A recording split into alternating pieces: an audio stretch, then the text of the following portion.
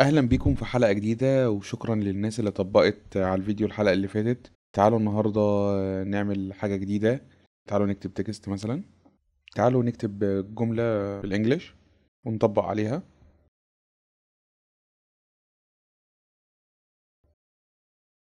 طيب احنا كده كتبنا الجملة ونعمل عليها هايلايت، وبنصغر الفونت من هنا، وبنصغر المساحة اللي احنا كنا فاتحينها عشان نكتب عليها. بنوسطن التكست كده في النص، وبنكبر التكست شوية. ممكن نصغره وممكن نكبره من هنا. الحاجات هنا دي بنقدر نغير منها التكست، نعمله بولد. ممكن تجربوا فيها. اوكي. طيب تعالوا نقف على اللاير بتاعنا ونفتح تكست. في عندنا هنا سورس تكست. بنيجي نجيب المؤشر كده في الاول ونديله كي، ونيجي بعد ثانيتين عايزين نغير الفونت بتاع التكست دوت. نديله اي فونت تاني مثلا كده. اوكي. ونيجي بعد ثانيتين كمان نديله فونت تاني. تمام. ونيجي بعد ثانيتين كمان نغير الفونت مثلا. اوكي. ونيجي بعد كمان ثانيتين نغير الفونت تاني.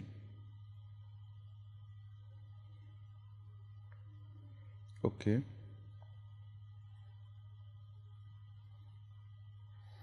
وممكن نصغر الفونت، يعني في الثانية دي نقدر نصغر الفونت زي ما احنا شايفين كده، يروح للثانية دي يتغير الفونت. تعالوا نوسطن الفونت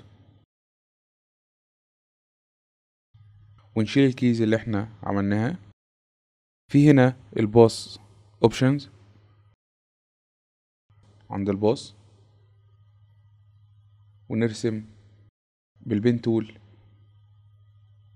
مسار زي ما احنا شايفين كده. اوكي، رسمنا مسار. ونيجي هنا من عند نون، نفتحها من عند الباص ونقول له ماسك واحد. بيتنقل الفونت اللي احنا عاملينه على المسار اللي احنا رسمناه، وبنقدر نخليه يمشي على المسار دوت من هنا، ونديله كي يبتدي من هنا وينتهي هنا مثلا. ممكن دي نخليها اون فيبقى الفونت مكتوب من فوق، نخليها اوف يبقى مكتوب من تحت. اوكي تمام. طيب اللي تحتيها يبقى الفونت مايل شوية، اللي بعديها الفونت يبقى واسع سنة. تمام. تعالوا ندي كي مثلا. هنبتدي الفونت من هنا، نديله كي هنا. اوكي.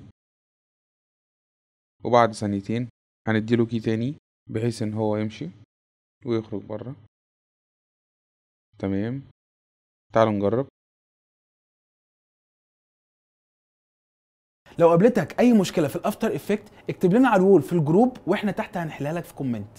علشان تتابعنا اعمل سبسكرايب على اليوتيوب، ولو عجبك الفيديو اعمل لايك وشير.